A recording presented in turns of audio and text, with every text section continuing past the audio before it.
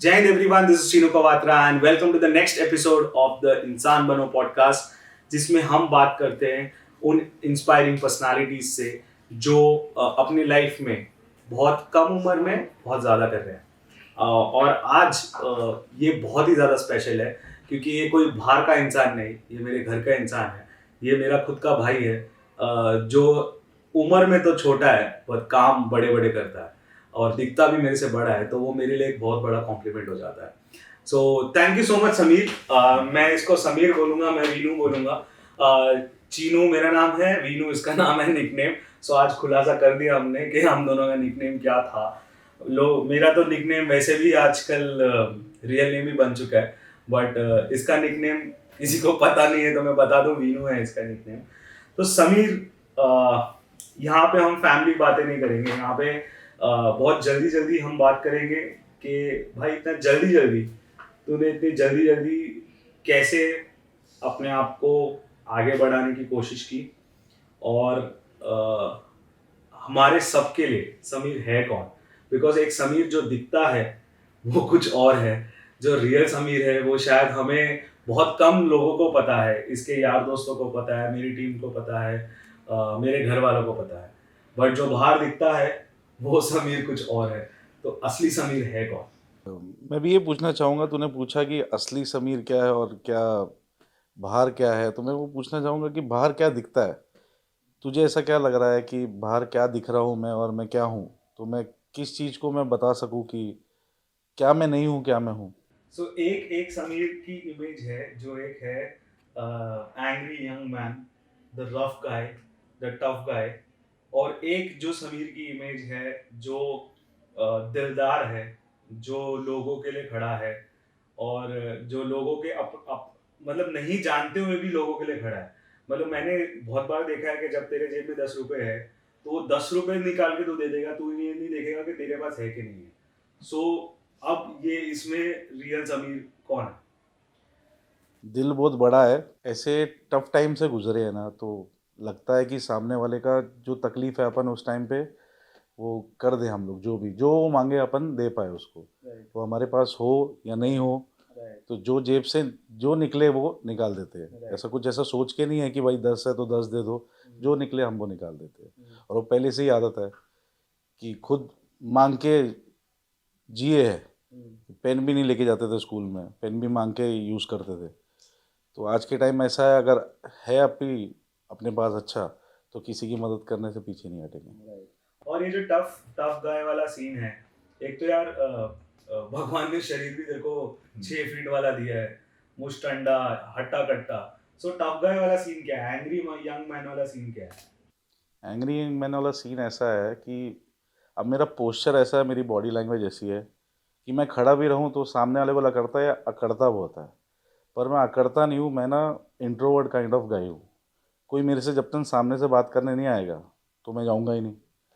मैं क्यों नहीं जाऊँगा, क्योंकि मुझे पता ही नहीं उससे बात क्या करनी है। कोई मेरे से सामने आके बात कर रहा है तो मैं उससे उतनी ही बात करूँगा जो वो कर रहा है, उसको मैं रिस्पॉन्ड कर दूँगा। तो बहुत सारे लोग ऐसे होते हैं कि वो उस पर जज करने लग जाते हैं कि यार ये सामने से मिलने नहीं आया तो ये अकड़ू है। मैं अकड़ू नहीं हूँ भाई। जिसको मिलना है, जिसको फ़ोन करना है, जिसको मैसेज करना है, जैसे ही आप मैसेज करोगे तुरंत मैं आपको रिवर्ट भी कर दूंगा। मैं थोड़ा सा उसमें इंट्रोवर्ट हूँ। हाँ, कभी कभार ऐसा थोड़ा आफ्टर 8 PM 9 PM तो मैं एक्सट्रोवर्ट हो जाता हूँ, मैं सामने से मैसेज कर दूंगा आपको। सो 8 PM 9 PM के बाद ये जो तेरी फेमस चीजें हैं जो आजकल सोशल मीडिया पे लोगों को दिख जाती है और तू बहुत ओपनली डालता भी है कि that you drink, you smoke, which I suppose कि तेरा एज हो चुका है और किसी को प्रॉब्लम नहीं होनी चाहिए उस चीज से। और उसमें तेरा क्या से है? मतलब अगर तू अगर बहुत बार देखा है कि व्हाट्सएप पे, बहुत बार देखा है सोशल मीडिया पे स्टोरीज वगैरह जा रही है, तो उसमें तेरा क्या से है? मेरा है, जो करते हो वो दिखाओ, छुपाओ मत उस चीज़ को। तुम अगर सिगरेट भी पीते हो तो छुपाते हो उस चीज़ को, दारू पीते हो तो छुपाते हो।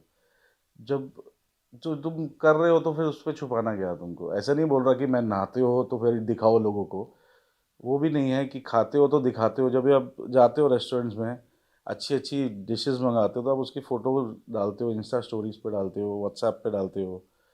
तो वही, अगर मैं दारू पी रहा हूँ, मुझे दारू अच्छी लगी तो मैंने दारू की फ़ोटो डाल दी। तो बचपन से एक था ना कि मतलब अभी पिक्चरें देख के ही बड़े हुए हैं। तो ब्लैक लेबल बचपन से शराबी मूवी थी अमिताभ बच्चन सर की।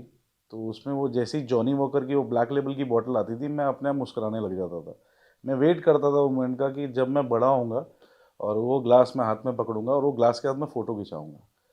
और बचपन से शराब बहुत पसंद है, तो मैं रेकमेंड नहीं कर रहा किसको। बाकी तुम्हारी लाइफ है, तुमको जो करना है वो करो। मैं होता ही कौन हूँ तुमको बताने वाला। पर मैं ऐसा अगर दारू की बात करूँ तो मैं उसको प्रमोट नहीं कर रहा। हाँ, अपने लिमिट से पियो जो भी है। तो हाँ, मुझे अच्छा लगता है तो चीज़ जो मैं अच्छा लगता है वो करता हूँ। So basically you are showing your life, your lifestyle. जैसे कि यूजुअली देखा गया है कि हम अपनी लाइफस्टाइल दिखाते हैं, हम अपनी चीज़ों को प्रमोट करते हैं। एंड आई फील के हम इतने डेवलप्ड हो चुके हैं, हमारे माइंड इतने डेवलप हो चुके हैं कि हम अगर चीज़ को दिखा भी रहे हैं, so it is not necessary we are promoting it. हम नहीं बोलेंगे कि आप दारू पियो, हम नहीं बोलेंगे कि आप सिगरेट पियो। हम तो बोलेंगे अगर आप पीते हो तो आप अपने पेरेंट्स को बता के पियो। आपके parents should be knowing it. I suppose you agree on this कि आपके माँ बाप को पता होना चाहिए आप पी रहे हो, आपके माँ बाप को पता होना चाहिए आप कहाँ जा रहे हो। अगर आपके माँ बाप को पता है ना, तो बस हो गया। So that is enough. So your recommendation, your permission granting should come from your parents. अगर वो नहीं चाह रहे तो आपको नहीं करनी चाहिए। और बेसिकली हमने जो सोशल मीडिया पे देखते हैं उसकी बहुत बड़ी एक जजमेंट डाल देते हैं। सो तेरे लिए भी बहुत ज़्यादा जजमेंट है अभी। आई कैन सी के एट द यंगर एज तूने घर बना लिया, तूने बनाया जिस घर में आज हम बैठे हैं। और ये मैं नहीं कहूँगा कि मैंने बनाया, ये डेफिनेटली इसका बनाया हुआ है, बिकॉज इसने बहुत अच्छी फाइनेंशियल प्लानिंग की थी जिसमें मैं लैक करता हूँ। सो इसके ऊपर क्या बोलना चाहेगा? लोगों को ना अवेयरनेस नहीं है कि अभी जैसे ही कमाना शुरू कर देते हैं, आदमी को पता नहीं है कि आईटीआर भरना होता है। टैक्स के नाम से लोग डर जाते हैं। तो वो एक अंदर अंदरूनी डर रहता है आदमी को कि टैक्स भरना पड़ेगा, ऐसा करना पड़ेगा, हम आईटीआर फाइल नहीं करेंगे। तो वो लोगों के अंदर से डर हटाना चाहिए वो टैक्स का। टैक्स अगर आप भरते हो तो आप गवर्नमेंट के लिए तो टैक्स भर ही रहे हो। आप अपने लिए टैक्स भर रहे हो, गवर्नमेंट के लिए नहीं भर रहे आप। तो जो आप टैक्स भर रहे हो तो उसका आपको बेनिफिट मिलता है। तो जो आप अगर टैक्सेबल इनकम में आते हो तो भी आप आईटीआर फाइल करो, अगर आप नहीं आते तो भी आप फाइल करो, क्योंकि उसके बहुत सारे बेनिफिट्स हैं। वो अपने सीए से जाके आप बात कीजिए, अपने एडवोकेट से बात कीजिए आप, कि किस तरह से आपको वो गाइड कर सकते हैं। और टचवुड मेरे पास कनेक्ट्स इतने बहुत अच्छे हैं। एडवोकेट बोलो, सीए बोलो, बहुत सारे ज्ञान मिला है मुझे लोगों से। तो वो मैं हर चीज़ है कि सीखता रहता हूँ हर चीज़ को। तो बस वही है। बेसिकली आईटीआर कौन सी एज से भरने की शुरुआत? एक्चुअली मेरा फर्स्ट जॉब था एट द एज ऑफ 21। अब मैं 29 का हूँ। 8 साल पहले मैंने अपना काम चालू किया था। मैं नारायणा एजुकेशन सोसाइटी में एज ए प्रमोटर था वहाँ। तो वहाँ पे मेरी जो सैलरी थी 21,000 इन हैंड मुझे मिलता था। और ट्रैवलिंग वगैरह का एक्स्ट्रा मिलता था मुझे। तो वहाँ पे जो होता था, वहाँ पे मुझे आईटीआर फाइल करने की ज़रूरत नहीं थी, क्योंकि वहाँ पे सैलरी स्लिप वगैरह सब प्रोवाइडेड थी। तो वहाँ से मैं सीखा हूँ। मैंने वहाँ पे 2 साल काम किया। उसके बाद मैं आकाश इंस्टीट्यूट में काम किया है मैंने एज ए एरिया मैनेजर, फिर सीरिया एरिया मैनेजर, फिर असिस्टेंट ब्रांच मैनेजर। अपनी कैपेबिलिटी के ऊपर मैंने 6-8 महीने में 10 महीने में ग्रोथ ली है। तो वहाँ पे ऐसा होता था कि आपकी सैलरी स्लिप पे ही सब काम हो जाता था। If you are a service करते हो आप, तो आपको सैलरी स्लिप मिल जाती है। उस अकॉर्डिंगली आप आईटीआर फाइल कर सकते हैं। तो वही चीज़ें मैंने, वही बेनिफिट्स मैंने उठाए हैं। तो अभी भी मेरा जो आईटीआर वगैरह जो मैं फाइल करता हूँ, जो भी छोटे छोटे बिजनेसेस करता हूँ मैं, तो वही मैंने आईटीआर में दिखाया हुआ है। और उसी से जो इनकम आती है मुझे, वही बैंक में मैंने सबमिट की हुई है।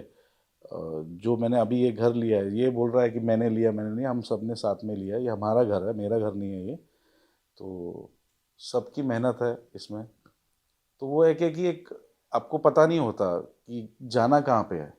जब आपको पता चल जाए ना यहाँ पे जाना, 3 दरवाजे हैं, आपको पता है 1 नंबर पे दरवाज़ा नहीं खुलेगा, 2 नंबर पे नहीं खुलेगा, तीसरे नंबर पे खुलेगा, क्योंकि कोई तीसरे बंदे ने बोला है आपको।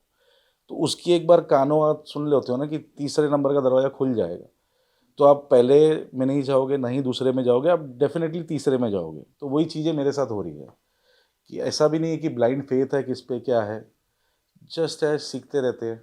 भाई एक और चीज है कि घर खरीदना किसी वैसे, मैं मुंबई नहीं बोल रहा हूँ, इंडिया में घर खरीदना कितना आसान है। आजकल जो बैंकों की स्कीम है अगर आप देखेंगे तो बहुत सारे लिस्टेड बैंक है, मैं अभी किसी का नाम नहीं लेता कोई बैंक का। फॉर सपोज मैंने होर्डिंग्स में भी देखा है, एडवर्टीजमेंट में भी देखा है, 100% लोन मिलता है आपको। जस्ट आपको खाली बुकिंग अमाउंट देना होता है। अगर वो बिल्डर ए लिस्टेड है तो आपको 100% फाइनेंस मिलेगा।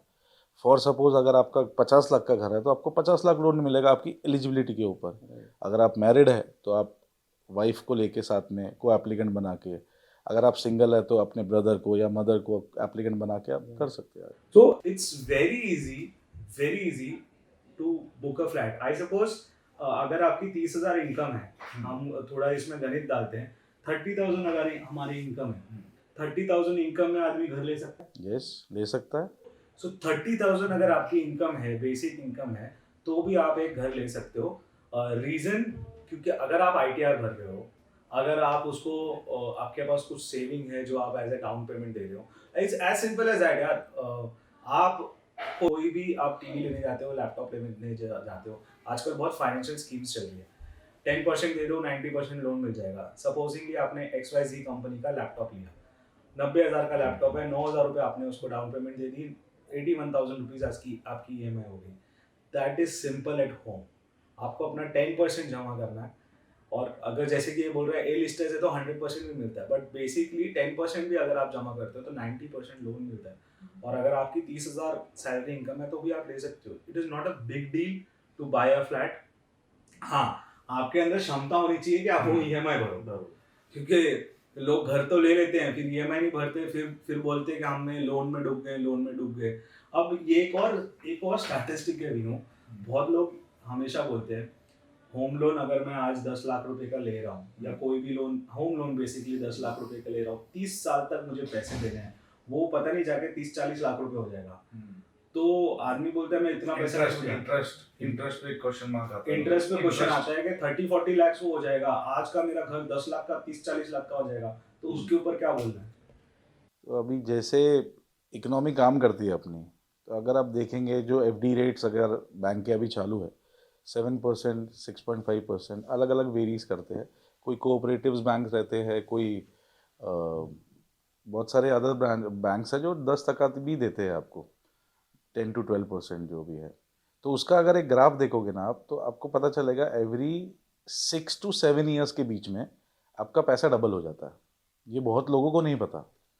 फॉर एग्जाम्पल जैसे हम एक स्टैट लगाते हैं कि अगर मैंने 1 लाख की एफडी करी है, 1 लाख की एफडी करी है फॉर 7%, तो आपको जो मेच्योरिटी के बाद आपको अमाउंट आता है वो 1,07,000 है। तो उसी को हम वापस एक बार एफडी करेंगे तो 1,07,000 प्लस 7%, ऐसे करते करते करते विद इन 6 to 7 ईयर्स में आपका वो पैसा डबल हो जाएगा। वो लोगों को नहीं पता। Same goes with the property. अगर आपने जो प्रॉपर्टी आज परचेज की है तो 10 साल बाद इसकी वैल्यू कुछ और रहेगी। और जो ये 30 साल का वादा रहता है ईएमआई का, तो आज जो आपकी ईएमआई है ना, 30 साल तक वो सेम ईएमआई रहती है। उसमें कैसा है कि अभी बैंक इंटरेस्ट पहले ले लेता है, प्रिंसिपल्स बाद में लेता है, लेटर ऑन वो डिसॉल्व हो जाता है। तो आज के अभी आप 10% की ग्रोथ देखते हो हर साल। आप देखते हो कि अगर आप कोई प्रॉपर्टी अपने रेंट पे ये भी ली है, नेक्स्ट ईयर आपको 10% बढ़ा के देना पड़ता है। तो वैसे ही अगर आप कैलकुलेट करोगे तो वही। तो बेसिक ये है कि बहुत ज़्यादा फाइनेंशियल का ज्ञान हो गया। मुझे ये बात बता भाई कि ये फाइनेंसेस का ज्ञान तूने कहाँ से सीखा, कौन सी पढ़ाई की, या कहाँ कौन से इंस्टीट्यूट चला गया, तूने कहाँ से सीखा? अभी फाइनेंस का, अब जिसके पॉकेट में कुछ भी नहीं है ना, तो उसको पता है कि पैसे जनरेट कैसे करने हैं।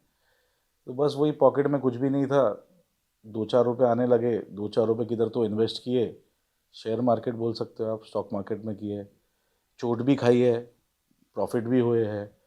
तो मतलब ऐसा कि दुनिया ही सिखाती है सब। किसी से आप पैसे मांगने जाओगे तो वो रिजेक्ट कर देता है, तो आपको ऐसा लगता है नहीं यार इसके पास पैसे है, ये मना कर रहा है मुझे देने के लिए। कोई नहीं, सबकी अपनी अपनी कोई ना कोई तकलीफ रहती है, कोई बॉन्डिंग रहती है। तो बैंक आपके लिए हमेशा खुला रहता है। अगर आप कमा रहे हो, किसी से आपको उधार मांगने से अच्छा आप सीधा बैंक के पास जाइए। बैंक आपको हमेशा फेवर बैंकिंग से ये है कि बैंक अभी अभी एक फाइनेंशियल इंस्टीट्यूशन खोला है तूने, बैंकिंग। लोग बोलते हैं अरे तूने बैंक खोल लिया, अभी भी लोग ना विश्वास नहीं कर पा रहे कि बैंक खोल लिया, और जेन्युइनली वो बैंक है, दिखता बड़ा नहीं है बैंक जैसा, बट ऑपरेशन तो बैंक जैसा है। सो अब कैसे फील होता है तुझे, क्योंकि एक टाइम मुझे भी याद है, ये तो हम सबको याद है कि हमारे पास खुद के पास पैसे नहीं होते थे यार किसी किसी चीज़ के लिए। अभी हाल ही रिसेंट पॉडकास्ट में मैंने शेयर किया था कि कैसे हम दोनों दिवाली में बैठ के रोते थे गार्डन में बैठ के और एक क्वार्टर मारते थे सोच के कि हमारी दिवाली बहुत अच्छी है। बट आज वो टाइम से लेके ये बैंक खोलने तक का टाइम, वो जर्नी तेरे लिए कैसी रही है? इसी मतलब ये अभी बात चल रही है तो बताता हूँ। कल ही रात को मेरे को मेरे दोस्त का फ़ोन आया था, रात को 3 बजे। मैं उठा हुआ था, मुझे पता है कि वो भी उठा हुआ है रहेगा कुछ 3 बजे, उसने भी कुछ आफ्टर 8 PM किया होगा कुछ प्रोग्राम वगैरह। 3 बजे उसका फ़ोन आया, बोलता भाई मैंने सुना तूने बैंक खोला है, अभी फेसबुक पे तेरी फ़ोटो देखी मैंने। मैं बोला हाँ यार मेरे पास बहुत पैसे थे, मैं क्या करूँ, मैंने बैंक खोलना पड़ गया मेरे को। तो जोक सपाट, वैसा मस्ती कर रहा था मैं, ऐसा कुछ भी नहीं है। तो उसको भी काफ़ी वो लगा, स्ट्रेंज लगा कि ये क्या मेरा बैंक नहीं है, मैं एक फ्रेंचाइजी लिया है,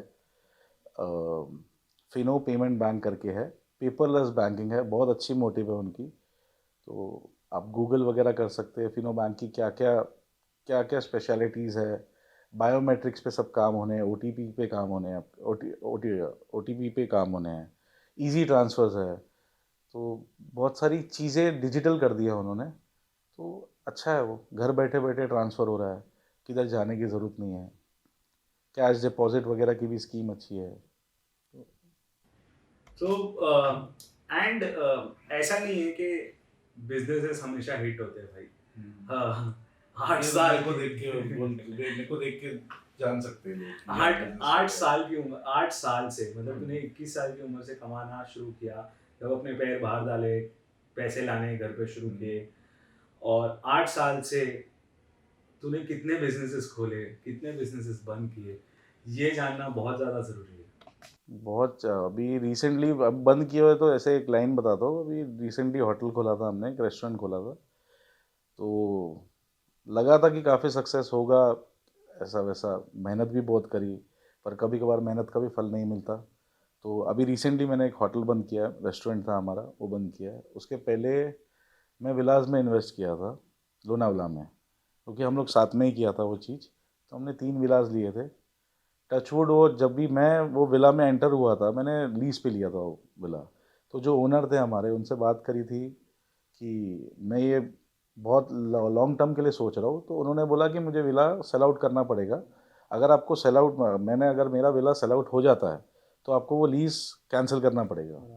तो मैं बोला ठीक है भाई, देखते हैं, अभी स्टार्ट तो किया है तो रिस्क तो लेनी पड़ेगी। तो वो रिस्क मुझे बहुत भारी पड़ गई, क्योंकि विद इन 2 मंथ्स वो बंगलो सोल्ड आउट हो गया। मेरे नसीब अच्छे या उनके अच्छे, पता नहीं क्या किसके क्या अच्छे, बोल सकता हूँ। उन्होंने बोला है मेरे को तुम्हारे पैर अच्छे थे, कि मेरे पैर बंगलों में पड़े और उनका बंगलो सोल्ड आउट हो गया। बहुत टाइम से कोविड के वजह से वो सेल नहीं हो पा रहा था, पर अभी मार्केट वगैरह ओपन अप हुई है तो वो विला सोल्ड आउट हो गया। 2 विलास थे उनके, दोनों विलास एक के बाद एक सोल्ड आउट हो गए। बाकी थर्ड वाला था, उसमें पोटेंशियल नहीं था। तो मेरे को ऐसा है ना कि किधर भी ऐसा लॉस महसूस होता है ना, तो मैं पहले 2 कदम पीछे आ जाता हूँ। तो वो भाई अब मेरी बातें हो रही है, पर थोड़ा बहुत ज्ञान ये भी देता है मुझे कि लॉस हो रहा है तो भाई उसको ही स्टॉप करना है वहाँ पे। ये लॉस ना एक कैंसर की तरह है, कि आदमी ना सोचता रहता है कि नहीं, अभी मेरे को लॉस हो रहा है ना, नहीं होगा, रिकवर होगा होगा होगा, पर एक उसको एक मैच्योरिटी की एज पता होनी चाहिए, 6 महीना, 1 साल, 2 साल। वो दलदल में घुसते जा रहा है। तो एक टाइम पे ऐसा आ जाएगा जब वो दलदल के अंदर जा चुका रहेगा, खाली हाथ बाहर रहेंगे और वो हाथ पकड़ने वाला कोई नहीं रहेगा। तो इससे बेटर है अपना टाइम लो और कट लो। तो बिजनेस चालू करना, बिजनेस बंद करना, ये part and parcel of life है। ये तो अभी इसने 2 बिजनेसेस के बारे में मेंशन किया। 8 साल में ऐसे बहुत सारे छोटे छोटे बड़े बड़े बिजनेसेस हैं जो प्लानिंग किए, इन्वेस्ट नहीं किए, इन्वेस्ट किए फिर बंद किए, बहुत सारी चीज़ें हुई। बट कहना एक है कि रिस्क लेना बहुत ज़्यादा ज़रूरी है। अगर मेरे मेरे तो इंस्पिरेशन हमेशा से रतन टाटा जी रहे हैं, और मैं हमेशा एक ही चीज़ बोल सकता हूँ, जब वो एक इंसान 25 चीज़ें साथ में कर सकता है तो हम क्यों नहीं कर सकते यार। And that is a basic question. आपके क्या 25 से 32 35 साल की उम्र में 40 साल तक आप नहीं हो बूढ़े, आप जवान ही हो, तो आप जितने ट्राई कर सकते हो उतना ट्राई करना चाहिए। एंड अगर इंस्पिरेशन की बात करें तो who is your inspiration in your life सभी? मेरी मॉम इंस्पिरेशन है, मेरा भाई बाजू में ही बैठा है वो इंस्पिरेशन है। मेरे को कोई ऐसा गॉडली फिगर नहीं है मेरे सामने कि मेरे को वो बनना है, मेरे को वैसा करना है। बस चीज़ें चलती जा रही है। भगवान सबसे बड़ा इंस्पिरेशन है, क्योंकि वो एक ही बंदे को देखा है जो देता रहता है, कभी लेता नहीं है। तो एक ही चीज़ है, आप कोई भी टाइकून पकड़ लो, कोई भी, पर वो चीज़ आपसे मांगेंगे कुछ ना कुछ। वो अपना प्रोडक्ट बेचते हैं। तो भगवान एक ऐसी चीज़ है, कोई वो प्रोडक्ट नहीं बेच रहे, सिर्फ आपका विश्वास चाहते हैं, आपका प्यार चाहते हैं। तो वही चीज़ मैं चाहता हूँ कि अगर लोग मुझसे कुछ चाहे तो प्यार ही चाहे। तो basically the angry young man जो हम देखते आते हैं हमेशा से, और लोग बोलते हैं, बहुत लोगों ने भी बोला, और बहुत सारी चीज़ें हमने सुनी। So the reality is behind, reality is this for all this people कि Sameer Kawatra is not only, मतलब वो he is a coconut, hard from outside, soft from inside, and who believes to give and give in his own style। हर एक का एक अपना अपना style होता है देने का। आपका करने का स्टाइल अलग है, इसका करने का स्टाइल अलग है, पीछे जो क्या हमारा गौरव खड़ा है उसका करने का स्टाइल अलग है। सबके करने के स्टाइल यहाँ पे अलग अलग है। सो उस स्टाइल को रिस्पेक्ट करना चाहिए, उसका स्टाइल को अपनाना चाहिए। एंड मैं बहुत वोकल हूँ जब बोलता हूँ कि जितना प्यार दोगे उतना मिलेगा, और उसने उसने सीधा सामने से बोल दिया कि आपका प्यार चाहता हूँ। सो इतनी ये ज़्यादा डिफरेंस है हम दोनों में। भाई ऑनेस्टली जब तेरे को ऐसे सामने से इंसान देखता है या उस तेरी सोशल मीडिया प्रोफाइल देखता है, तो उसको लगता नहीं है कि तू चैरिटी पे है या तू चैरिटी पे काम कर सकता है। और मेरे साथ जितने 8 साल से मैं काम कर रहा हूँ, मुझे पता है बैक एंड पे तू है, बट वो कभी फ्रंट एंड पे दिखा नहीं कि तू है या तू बैक एंड पे काम कर रहा है। ओल्ड एज होम कहाँ से आया दिमाग? क्योंकि आई एम श्योर बहुत लोगों को पता है जिनसे मैं बात करता हूँ, वो मैं यही बोलता हूँ कि तेरा दिमाग था, वो तेरा विजन था। मेरे में तो जान भी नहीं थी उस टाइम पे कि मैं सोच सकूँ कुछ ऐसा स्टार्ट करूँ। तो क्या क्या थॉट आया ओल्ड एज होम? एंड फिर उसके साथ में बहुत सारे हमेशा क्वेश्चंस आते हैं कि भाई इतना सोना पहन के घूमता है, इतना ऐसे गाड़ी चलाता है, ऐसी फोटोज डालता है, ऐसे वीडियोस बना रहा है, रील्स बना रहा है, तो वो और वो कैसे एक साथ मिक्स करता है उसको? तो ऐसा है कि ओल्ड एज होम का ख्याल तो जब मेरे डैडी पास आउट हुए 2019 में, 18 दिसंबर को, तो वो जाने के पहले ऐसी नॉर्मल ऐसी बातें करते रहते थे। ही वॉज जस्ट, जब वो पास आउट होने के पहले उनका 68 बर्थडे होता था, तो वो एक ऐसा रहता है ना, 60 साल की उम्र हो जाता आदमी रिटायर हो जाए, तो वो ऐसी नॉर्मल बात करते थे कि मुझे ना ओल्ड एज होम में डाल दो, तो मैं मस्त रहूँगा वहाँ पे, क्योंकि वो ऐसा सोचते थे कि मेरे इस वजह से किसी को ट्रबल ना हो, जबकि हमको कोई ट्रबल नहीं होती थी। उन्होंने अपने आप ऐसे दिमागों में एक वहम पाल लिया था। तो उनका ऐसे था कि ओल्ड एज होम में डालो। तब मैं ऐसे ही मजाक मजाक में बोल दिया था, ओल्ड एज होम में क्या डालूंगा, खुद का एक ओल्ड एज होम करेंगे अपन, वो आप संभालना उस चीज़ को। तो वो पास आउट हो चुके थे, और मेरे थोड़ा दिमाग में ऐसे आ ही जा रहा था कि क्या कुछ बने। फिर भाई से बैठ के बात करी मैंने, फिर भाई ने मुझे, दिगी भाई और उमिता दी से मतलब उनको विश थी करने के लिए, तो वो भी हमारे साथ कैटलॉन्ग हो गए। तो बहुत अच्छा सपोर्ट है उनका। उमिता दी, दिगी भाई, कविता दी, राकेश भाई, अनंता टीम पूरी। तो बहुत ही अच्छा सपोर्ट है, उनकी वजह से आज ये मेरी ड्रीम कम ट्रू हो गई है, नहीं तो ये ड्रीम खाली रह जाती, विश लिस्ट पे ही रह जाता था मेरे। बेसिकली अभी ये पहनता है, वो करता है, वो करता है, वो अगर तू ओल्ड एज होम तेरी चैरिटी वर्क के साथ अगर मैं ये करूँ, तो ये कौन इंस्पायर करता है तेरे को ये सब चीज़ें करने के लिए? कोई इंस्पायर नहीं करता भाई। अभी एक ऐसा है कि आईफोन लेते हैं लोग, बहुत लोगों को देखा मैंने भी लिया है पहले स्टार्टिंग से, पर आजकल मैं थोड़ा एंड्रॉयड पे शिफ्ट हो गया हूँ, क्योंकि उसके थोड़े फीचर्स मुझे अच्छे लगते हैं। आईफोन लेते हैं लोग, लाख 1.5 लाख का आईफोन है। मैंने खुद का एक्सपीरियंस है, लाख 1.5 लाख का आईफोन लेके 1 1.5 साल बाद वापरा, उसको बेचने के लिए गया तो 35,000, 30,000, 40,000, 50,000, पैसा टूट जाता है। एक बारी ना मैंने एक अंगूठी ले ली थी, कि मतलब मेरे को एक थी कि सोना पहनना है, उस सोने की अंगूठी मैंने 12,000 रुपये की ली। तो मुझे ऐसे लगा कि यार नहीं यार, ये थोड़ा मैं अभी बेच देता हूँ, मुझे पैसे की ज़रूरत थी। वो 12,000 की अंगूठी भाई 2 साल बाद 30,000 रुपये में गई। राइट। तो तब मुझे वो सोने की वैल्यू समझ आई कि नहीं यार, ये बेटर है। तो बस ऐसे ही, जैसे एक आईफोन लेते लाख के, वैसे मैं सोना ही लेते क्या थोड़ा बहुत, तो ये कभी ना कभी तो काम आए। तो फोन चेंज करने की जगह हम प्रॉपर इन्वेस्टमेंट के ऊपर काम करेंगे और इन्वेस्टमेंट ही लोगों को बताएंगे कि आप इन्वेस्टमेंट करो। ये मटेरियलिस्टिक चीज़ें हैं जहाँ पे आपको डेली बेसिस पे कुछ चीज़ें यूज़ करना है, या यूजुअली मैंने देखा गया है कि जब आईफोन लेते हैं ना लोग, तो मिरर सेल्फी बहुत निकालते हैं, क्योंकि ये जो है ना, ये इसकी वैल्यू है। तो एंड्रॉयड में आदमी मिरर सेल्फीज नहीं निकालता, आईफोन में आदमी ऐसा करके मिरर सेल्फी निकालता है। इट इज़ बिकॉज हम वो बात कर रहे थे ना भाई कि आजकल लोगों को फोटो ही खिंचवानी है सिर्फ सोशल मीडिया के लिए। नहीं वो बहुत ये बोलता हूँ कि अभी वही आईफोन और एंड्रॉयड की बात करिए तो मैं एक और एग्जांपल देता हूँ। मैं सिल्वर की चेन पहनता था, सिल्वर की, जब सोने की अंगूठी और सोने की चेन पहनने लग गया तो वही वो सोना पहन रहा। तो वैसे ही है एंड्रॉयड और ये एप्पल का, कि मतलब ब्रांड फोकस हो गए ये लोग, और कुछ नहीं है। और रही सिगरेट वगैरह की बात, सिगरेट पी के रील्स बनाता है, वो करता है भाई, मैं तो एंजॉय करता हूँ। बाकी मैं, मुझे जो कंटेंट है, मैं जो डालता हूँ, मेरी मॉम की फ्रेंड्स है काफ़ी, तो वो मुझे मैसेज करते हैं कि भाई क्या स्टेटस है, अच्छा ऐसा। तो मतलब मैंने कोई चीज़ छुपा के की नहीं है, मेरे माँ को पता है, मेरे डैडी को पता था, मेरे भाई को पता है, मेरे सब सब लोगों जो आसपास है उनको पता है मैं सिगरेट पीता हूँ या शराब पीता हूँ। तो उसमें मैं छुपाने का कुछ मैं वो नहीं रखता। और इसी से भाई हम एंड करते हैं इस पॉडकास्ट को। बट जैसे कि पॉडकास्ट का नाम है इंसान बनो पॉडकास्ट, तेरी तरफ से as a humanity message to the जनता। वैसे ही करते रहो, नेकी करो दरिया में डालो। पर यहाँ पे अभी का टाइम ऐसा है कि कुछ भी करो फेसबुक पे डालो, कुछ भी करो इंस्टाग्राम पे डालो। तो डालो, जो अच्छी चीज़ें है वो अच्छे लोग उसको सबक लेके जाएंगे, सीख लेंगे, आपको फॉलो करेंगे।